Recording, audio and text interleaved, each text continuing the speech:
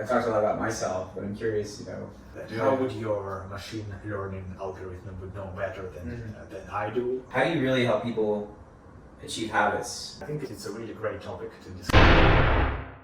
Okay, yeah, so, all right, I'll interview you. So I talked a lot about myself, but I'm curious, you have a very interesting story. You lived in a lot of places, but I'm curious how you got here. Yeah, long story, but I'll try to keep it really short and down to the point. So I was always looking to live in the US. I had my journey, like startup journey, started 6 years ago, and primarily I lived in 5 different countries in Eastern Europe, like Greece, Armenia, Ukraine, Russia, and in some countries in Central Europe, like France, Germany, Denmark, Italy. And I was always on an entrepreneurship journey, and I knew that I needed to do a tech business because it's much more scalable. And so at some point of time, I shifted towards scalable tech business. This is when I created my first startup software company. And I didn't have any knowledge back then, but it was quite a successful story for me as a 25-year-old guy. So we We're the same age. Yes, I'm 33 right now. Oh, just kidding. I'm 2 years younger than you. Well, we're close to the same age. Yeah, closest. Yeah. So back then, I started the company with my friend from university, Alex, and so we did a software for small hotels. Did you go straight into this business, or did you? I was working in Accenture for 5 years. I got you. So you went from university To Accenture. Accenture. Yeah, and I had a postgraduate degree in St. Charles, Illinois, while doing the job in Accenture, which gave me this opportunity. And so I worked there, but I always knew that I'm going to become an entrepreneur at some point in time. Did you have, while you were at Accenture, did you have side businesses? Were you messing with things, or kind of what got you that first, like, hey, I'm ready to quit, I'm ready to do this tech startup? Yeah, I did try businesses even before Accenture. Even when I was in school, I was selling computer games to my classmates. Yeah. When I was 19, my brother, which is 10 years older than me, offered me to join him on a small business to resell used cars. No way. Yeah, and then we did some other business, like with the outsourcing services, and some other, and some other, and some other. So it was like 10 different businesses that I tried. And then I understood, like, I kind of lack knowledge and business experience, so I'd rather try a consulting career because it's kind of a general topic, and that's a good way to learn business, like management in general, and how to solve business ideas, how to solve different business cases for different industries, to have a real big horizon and to see what's going on in the world. And that was certainly really helpful. So I worked there for 5 years, and at some point in time I started to travel, because Accenture would send me on different projects in different parts of the world. And I got to know Airbnb, and I thought it's a great idea that a tech business entering the real world operations with this travel industry being revolutionized. And so we tried to rent out apartments on Airbnb with my friend Alex, and it worked really well. I was still working in Accenture back then. So we struggled with the operations. It was like a manual process. We had employees working for us, so I wasn't doing manually myself, but I was supervising, and it was kind of really a bad manual process. So I thought it would be a good idea to automate everything. Because I had a technical degree from a university, although I wasn't a software developer, but I knew how to develop software. And so I thought it might be a good idea to build the company around it and automate everything. So at some point of time, I saved up money in Accenture, and I decided I'm going to quit. So it was already a side project, which was bringing me some income, but it wasn't formed as a business yet. I wasn't spending too much time on it, only some evenings. So it was like a decision to finally leave the company and start my own. And then things got really crazy, spiraled a lot. The first thing that happened when I left Accenture is that I didn't have any stable income anymore. The first thing that happened is that we got our account blocked in Airbnb because, I don't know, it had to do with some bad review or something like that. So they had introduced some new policy, and all of a sudden the only source of income that I had at this time was from this apartment management, and I lost it. In an instant. Yeah, I was so depressed, but it made me grow real fast. Yeah. So in 1 month, we adapted and we incorporated the company, and we discovered other online booking channels like Booking.com, for example, was entering this market as well. And we discovered a lot more different ways to make money on travel. And I started to do with my small team. I still had some money in my bank account, so we started really fast to build a software to manage these operations and to help others to manage their apartments and small hotels. This is when we started to look into small hotels as well. And after 1 month, we built the first prototype of the software. We opened new booking channels for our apartments and for the apartments of our friends, and it started to work. We started to break even with operations. Yeah, it started to produce revenue, profits. We thought like, wow, good idea, like great. We are onto something, and we started to expand. I didn't know about business too much. I'm still quite like new. Only spent like 6 years full time on business development, but back then I was very green. So we did lots of different mistakes, all mistakes you can possibly imagine. But back to the point, we started growing this software kind of business because it was still heavy on the operational side, because we had customer support, we were supervising, we were interacting with guests, we were doing finance, management, all sorts of things. But the main component was the software, because I really liked automating different business processes. And it grew into a pretty solid small business in the end. So we had like 20 different hotels and chains of small apartments in 8 different countries. Wow. Yeah, because we liked to travel and we had friends in different places. So we started to expand not within a city, but across different countries. Gotcha. Did you guys own those hotels and own those apartments? We just managed them. Oh, you just managed them. With different types of contracts. I see. So you guys were using tech and looking like, hey, we're like you were a tech-enabled management company. Yeah, that's the right way to put it. And overall, in the end, it evolved into management contracts with a software license, indistinguishable from the business. And it worked really well, because I started really to enjoy my life, because the income started to grow, the revenue started to grow, to accumulate. We had a bigger and bigger team. And within 18 months, we had a team of 100 people. Within 18 months? Yeah, within 18 months, we had a team of 100 people working in 8 different countries. Wow. And with our headquarters team in Moscow, where I lived at that time. And yeah, it was really amazing, fast journey. We would rent an office, and then in 1 month we would outgrow it. Like we have to change office.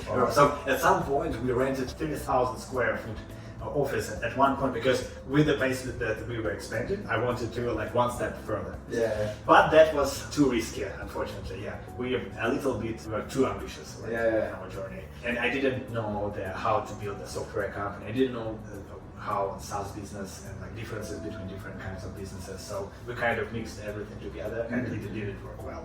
But it was profitable, and we didn't attract any investors. So we just reinvested our profits. Although we were not really good in financial planning, and the travel business is very cyclical. So you have like there is a high season and a low season, and when the low season hits, it's really low, like because we go below our break-even point, and we kind of accumulate losses. And if you don't have enough finance in your bank account as a pillow, you're gonna dig into bad debt and with high interest rates, and so it's kind of spiral towards like the death. So, and after 1.5 years, we decided to sell part of our company. So you got to the 18-month mark. Was it a year and a half later from that 18-month mark? Yeah, so I left Accenture in 2015, like in August. In September, we incorporated the company. And then we sold it at the end of 2016, which was basically like 18 months. How did you guys find a seller or a buyer, and what was that process like? We didn't want to sell because we were really good expanding. I was thinking like I'm gonna become a billionaire soon, like so we were really like in a rush, but we couldn't really sustain our growth because we didn't predict the low season really well. So we had to sell, and because we had operations in different parts of the world, we decided we're gonna sell some of the contracts for some specific units that we had with the software attached. So it was like a partial business, like Uber can sell Chinese subsidiary, or in Russia actually Uber sold it to Yandex. Wow. So we did the same way, and we sold part of the company, and that was quite a substantial exit for myself and for my partner. So at that point, unfortunately, we decided to part our ways. So he left and started his own new company, but I focused still on this thing. And unfortunately, after the low season came all sorts of trouble as well. So actually, it was good that we sold because at least we got some cash, and I made some savings out of it. Because after we sold, it became like 2017, 2018. This is when the competition really intensified in this market, and a lot of governments introduced new regulation and tax. And so that was a niche market. So it was a small hotels up to 50 rooms, and historically, it was not an attractive business to large hotel networks because it was too small to be managed at the corporate level. So it was small business like to run a kiosk for somebody who owns a real estate, like a guest house or something like. So it was always like a mom and pop business and we entered it with the technology to automated everything, introduced automatic responding to the messages, to some bots, some intelligent pricing, and all kinds of things. So we were really at the top edge. What I should have done if I knew what I know now, I should have done a SaaS company and should have focused on really good competence that we developed around pricing. So we did a really good job around pricing and policy management for bookings, and it made us a good profit. This thing alone, if we scaled it as a SaaS solution across all the different players, we would have grasped like this momentum and could have entered SaaS business really easily. But we didn't know that. We didn't know about. So you guys had the SaaS, but did you also manage the people at these hotels? Yeah. So we did this SaaS project for us, and we were the only users of it. And we wanted to take all profits. We wanted to manage people. You're being too greedy in the short term. Like, oh, we can make extra money here. We can make extra money here. Unfortunately, we were too greedy, like to take all profits. And you never took a step back. One with the financial model, but two with like, hey, like, what's the 80-20 rule, right? Yeah. We didn't know about that. I wish I had some mentor who could have advised me at that point, but we were too bullish that we're gonna win no matter what.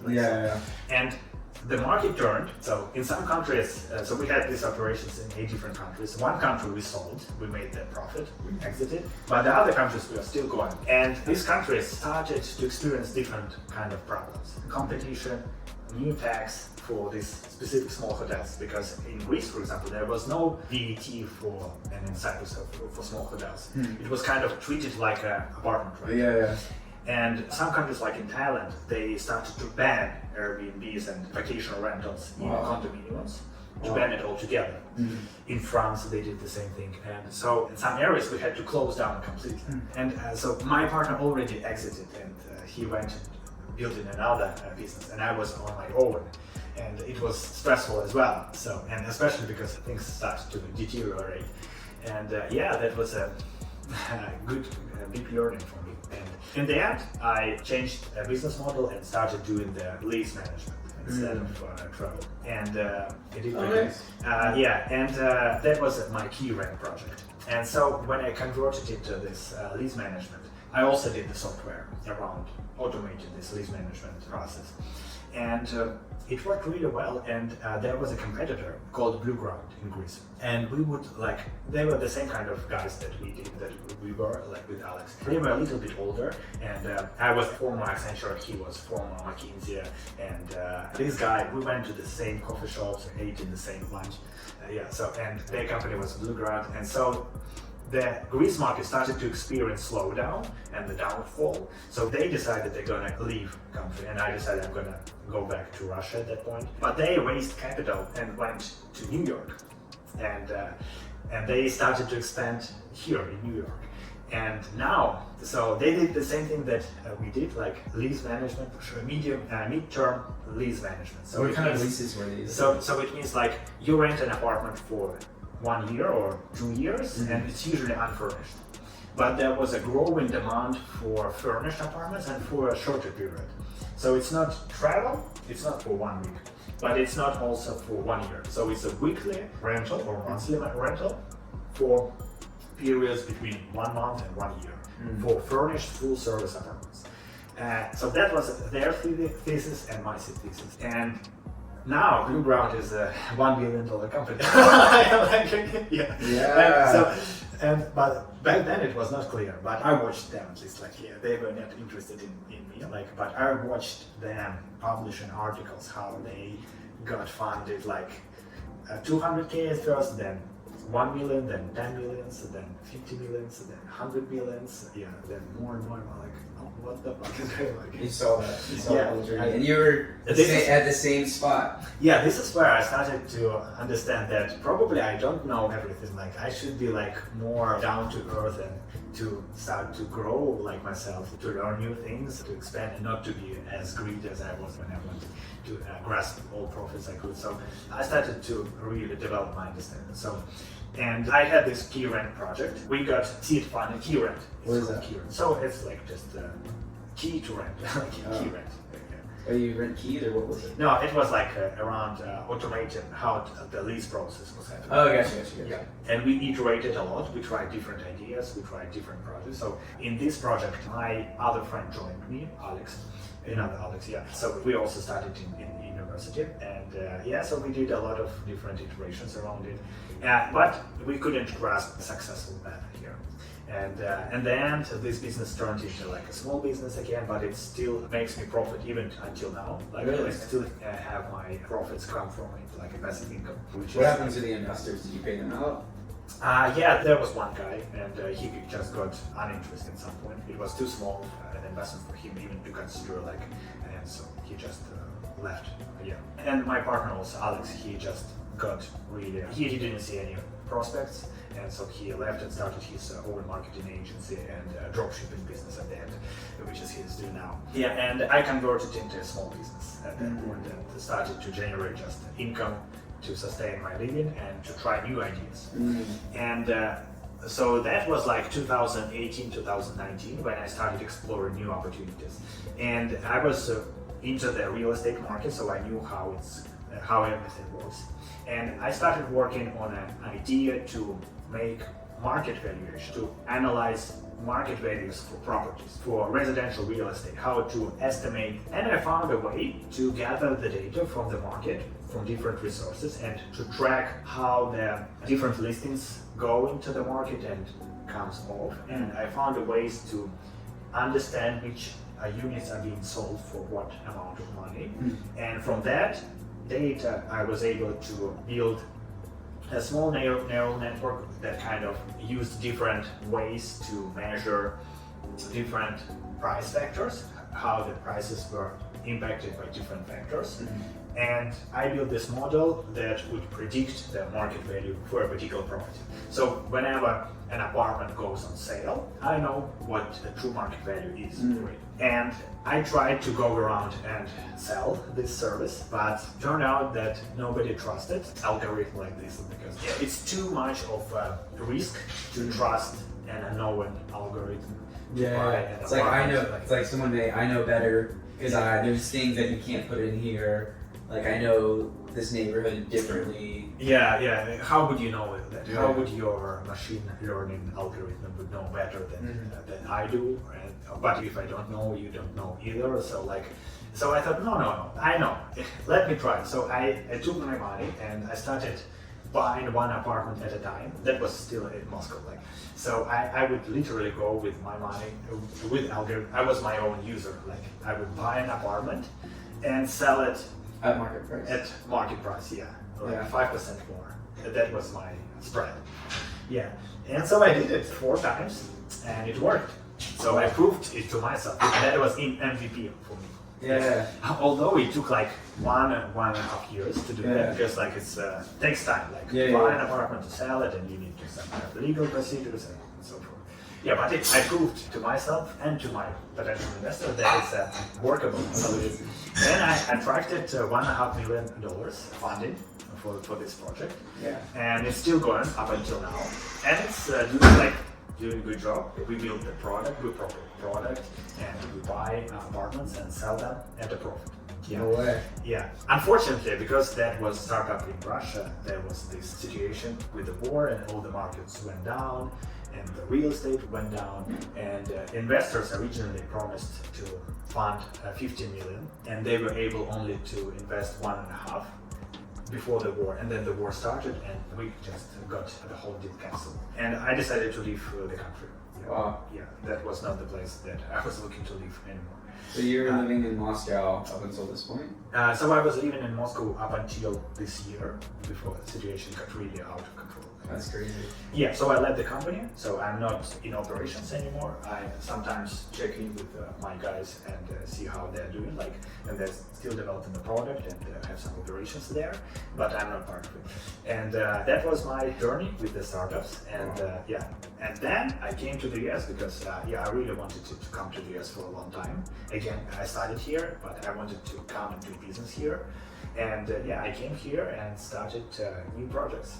Wow. And I had enough money not to go for a job, so I started to explore different opportunities. And because I learned a lot more in the recent years about the startups, I understood that I need to be technical and I need to be like resourceful in general to be able to do everything myself. At least like starting off, the early days, you or with a co-founder, like we should be doing this together, like everything. And I tried 5 different ideas, so I quickly just tested the market and abilities. We tried a social apps. I lived in Armenia. This is where we tried a social app with my friends. It didn't go viral, but we had some really good experience there. But I also understood that I need to follow the deepest values I have in my heart and my passions. So I was thinking like, what is the biggest thing that I want to pursue in my life? And at some point I understood that the most passionate I'm about is productivity and personal development, like in general sense. And I started doing my startup around it. So, but productivity topic is really huge. It's really huge. There's so much you can do in it, and I started with a time tracker. It's really simple tool. It basically, I noticed when I work hard, I still don't understand if I'm productive or not, and where do I spend my time. So for example, I wake up, start working at 9 and finish at 9, like 12 hours. Wow, sounds like a productive day, but what did I really do? What did I really accomplish? Do I really feel productive like after this 12-hour day? Like, what did I exactly do during those hours? Because like 12 hours is a lot. Like, what exactly did I do? And I couldn't answer it. So I thought like, it's strange. So my brain doesn't remember what I spend my time on, which is kind of logical because you work is tedious, it's like routine, it's nothing like really emotional, you don't memorize it. But you should, because it's in the end what brings you success in life. So I started to track my time by hours in a spreadsheet, but it was too difficult. So I developed a bot that would ask me what did I do and would give me different tags. And it's kind of adjusted tags based on what I did. So in the end, I was able to track exactly what I did when in 15-minute intervals. So I time tracked my entire day with 15-minute intervals, or sometimes 1-hour intervals, depending on the kind of activity I was doing. And I started to track not only the content, what I was doing, but also the emotions I experienced. So did I feel productive? Did I feel emotion? Did I feel proud? Did I make a good decision? So I started reflecting on every day or every hour of my life. And that when I got a real good insight that my awareness of the time jumped, and I started to notice things that I should not spend time on. For example, I discovered that how much time I lie in the bed in the morning or how much time I need to fall asleep. It turned out that I needed, on average, 45 minutes to fall asleep at night. 45 minutes is... That's so much time. Yeah. If you look at the grand scheme of things, of how much you're awake. 5% of the time you just lose there. And to wake up, to quickly, like from the time you come to consciousness to the time you start working, how much is this? It was like 1.5 hours. I'm working from home, why is it 1.5 hours? It shouldn't be like that. So I identified areas of my life when I was wasting my time so clearly. Yeah, and when I discovered it, I have got it. So I started to make proper alarm clocks, or I would schedule my time in like slots, or for example, I discovered how much time I spent on WhatsApp and social media. So I started to block it off in a specific time periods. I wouldn't allow myself to go beyond that. So yeah, I introduced so many different discipline points for myself to become more productive. And I did it. So I solved my own problem. So I developed a software and I solved my own problem. So I thought like, oh good, it might be a good idea for a startup. But when I started to help other people with this problem, I started with my friends. It turned out that not many people want a time tracker in their lives. It's too tedious. Yeah, it's very tedious. I know people who love this, and I kind of want to try it too. but it's like a very tedious like thing just to equal all that information. Yeah, it's like running marathons. You know that it's good for your health. Yeah. You know that there is benefit. Everybody knows that. But so few people do that. You probably know this better than anyone else because you did it yourself, and I didn't do this. But yeah, I would certainly would love to inspire for it. But it's so difficult. Yeah, it's so difficult to change your life behavior in that way and enjoy it. So I started to pivot from that idea and started to iterate into other topics. And right now, what I discovered, which is really interesting for people to try, is to learn small habits. Like to learn, for example, to wake up at the same time every day. So I was just gonna say, I just had an aha moment. So the reason why I actually got into running is very fascinating. I hated running. I hated it. I was like, I don't want to be a runner. I don't even want to do it. Happened is, my buddy said, hey, there's a marathon class at our college, and the finals to do a marathon. I was like, I really don't want to do it. I really don't want to do it. I don't like running. At the college, right? Yeah, I was like, I'll never run past 5 miles in my life. And I signed up. And what happened is, when you get into social situations or social challenges or something, it kicks you over the edge for habits, or for things, and that's what really is probably one of the best motivators for trying new habits. Is social accountability and also the support of others. It's almost like, I think there's something deeper in there. It's almost like when you do the habit, you realize not only you're doing it for yourself, but you're doing it for others as well. So there's this feeling of like, I need to contribute back by accomplishing it, so they do their challenge as well. So you can be a role model for others. Yeah, exactly. There's something greater, not just like, oh yeah, it's a challenge, and oh, I want to do it just to fit in. It's more like, no, I need to do it because they're also relying on me. So you have this sense of, I don't know what, like altruism, I guess you could say. And that's, like, I hated running, and now I enjoy it. You run Saharan. Yeah, the Sahara Desert. Sahara Desert, like 60 miles. 156. 156 miles. Yeah. Come on, like it's. Yeah. But that was another thing too. I was raising money. More than like people run in their entire lives. So. Yeah, exactly. But I just had this big aha moment. I didn't mean to interrupt, but that's so fascinating. I think that's why this business is amazing, because it's not just like a challenge where like, hey, I want to like prove myself. It's like you're not only like receiving, but you're giving as well to other people, and with that, it will like you can help people actually achieve habits. Yeah. Because that's the hardest thing. I've always thought, like, how do you really help people achieve habits? And I mean, it has to be an internal decision. Yeah. But when like other people, you know, make a challenge, it needs to be intentional. Yeah. Otherwise, you. The only time that didn't work out is when I was doing an Ironman with someone. He was gonna do the half, and I did the full.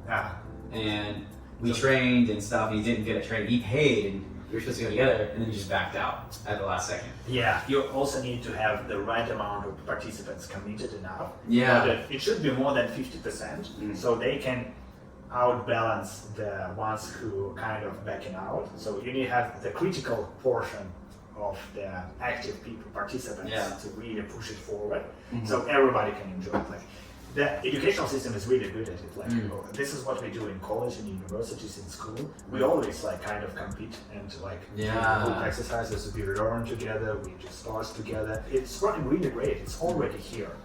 But school and university and college doesn't cover normal daily routine. So, for example, when we are at school, we are dictated at what time we need to come to study or at work. But in current world, there are so many people working remotely and on their own schedule. There is no external force to dictate us what we should do during the day. And some people do it really well, but most of the people, they struggle to navigate through the day. And I know that if you are on the right schedule, it's going to be highly beneficial to everyone. I know that because I learned it hard way myself. And now I want to combine these group challenges and make them for time habits, like to wake up at the same time, to do some particular routine every day, to do some sport every day, to read more every day. Like if you want to learn a second language, that for me was a big challenge. It's still up until now, it's a challenge for me to speak in English because it's not my native language. And I have to remember to do that every day in order to get better. And I want others to join me on this journey. So this is when I was iterating and came up with the current idea, which is I'm working on, is group challenges where you can also bet, you participate not only with your effort but with your money. Like so you bet small amounts just to keep your financially accountable. So you have a pot, like a prize pool, and you sign up for a challenge for a month, let's say. So you promise that you're gonna wake up every day, let's say at 7 a.m. You choose your own challenge and you build your own. So, and all people like agree on the same and sign up for a month. Yeah. Before I forget, hey, there's this guy, and I think you should tap in this community. There's the, I forgot what it was called, like it was about waking up early. It's like the morning something. And really, it wasn't like the early morning something, but they have like, it's this book, like Power Hour Morning or Power Morning or something. I forget what it's called. But it was this author who wrote about waking up early. And it was more so about waking up early to do habits, not so much to wake up early to just like wake up. Because when you wake up late, you're kind of everything's going, you can't. Yeah. But there's like 250,000 members in this Facebook group. Cool. And I actually emailed the author. Cool. Did he respond? Yeah, he lives in Austin actually. Cool, great. And I wonder if you could like just hey, here's a free app, like it's super you great. guys It's exactly what I'm looking for. Yeah, if you wanna like I have his email still. Yeah. That's my target audience, like I want to start real simple, like with the you feel like, hey, I wanna build a free app for like your user to like help them challenge, and you could be like to encourage your book or whatever. His name was Hal. I forgot what the book was called, but I emailed him. He probably remembers me, but there's no app. They only have a Facebook group. So I'm sure you could tap into this Facebook group. It's my target audience. There's a book, I forgot what it was called. But yeah, more than that, like, yeah, I just thought, that's so funny, it's just like random things. Like I just happened to email him, like, hey, your book was great. I saw your email, you said to email you if it made an impact, and I did. He responded like, yeah, I'm in Austin as well, like, thanks so much. I remember the author's name, I don't remember the book, How and Ron? Yeah. I would be happy to connect with you. Yeah. Right now I'm on this journey, and it's first time in my life when I feel that I'm doing something great for others, because I've already been through this path and I know the benefits. I'm doing something that is going to grow. I'm quite sure that people are gonna start improving and gonna really like it, and it's going to spread and grow. And I already see like the wellness subject is really popular nowadays. People got too much obsessed with the social media, and they've learned that having bad habits is really bad. Now all this shifting towards like self-improvement, self-development. I want to join the challenge now. It's going to happen in all areas of life. So I want to be part of this main trend. And this is also what I can do myself. So this year actually, so I wasn't like a software developer before, although I had a technical degree and I know the code and like the structure. I wasn't a software developer myself, so I learned. This year I've learned Python, JavaScript, like backend and frontend and design, and now I can do it myself. And I'm doing this. I've already done this, and I keep iterating, keep improving. And this is what I can do. This is what I'm passionate about. This is what I see a great value and potentially. And so I'm quite confident that it will take off at some point. I just need to find the right audience at the start and grow from there.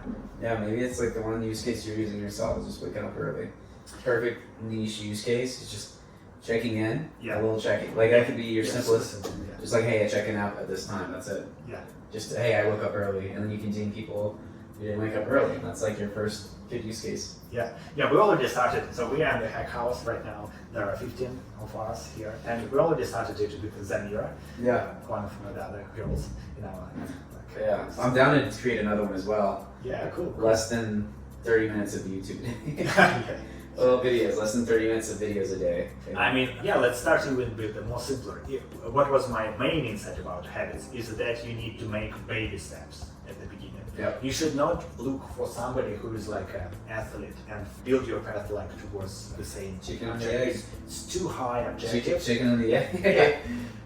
But and it's also uneven journey. So it's not like, for example, you want to run 150 miles and today you run one. It's not that you go in 10-mile increments. It's more like you go in 10% increments. This like a, what do you call it? This is like a curved slope.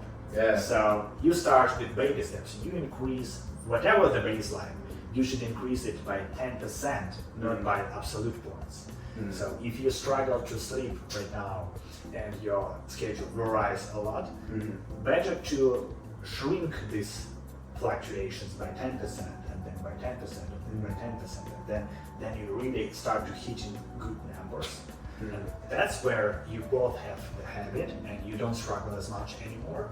And it's also you feel appreciation for your effort and you see the results, you start to get the dopamine hit, and that works in spiral. And this is where you set yourself on this self-development path, and it's endless because first you start with your morning routine, then you go into your diet, then into your sport, then into your education, then into your work.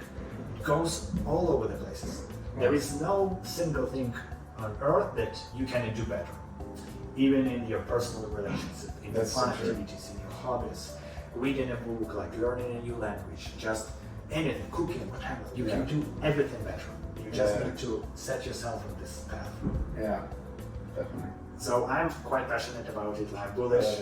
I love it. No, I'm super bullish as well. I would be happy for you to join me. Yeah. I'd say, like, if I wasn't working on this, I'm thinking, like, that's the hard thing. Everyone's working on their own idea, so it's like, because I would love to work on this. I'd be like, oh, like, I love the design of it. I love the UX of, like, coming up with something like a great UX for it. The use cases and the growth and hacking growth and, like, getting into these Facebook groups and forming these partnerships, and it's like, and you're really helping people. This is, like, even the harder part that I'll say this is how do you even get people into this? That's the hard thing, because the easy thing is like, hey, I want to make this change. And this is why I read a lot of habit books, so many habit books.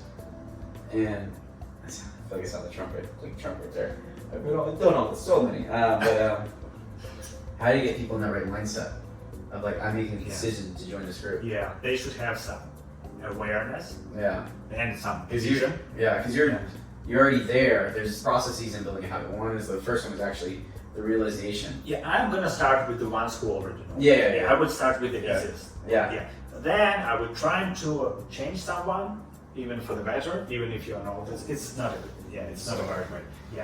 I would rather start with people like you because you already know that all you need is just a little bit of support from the technology and from this app.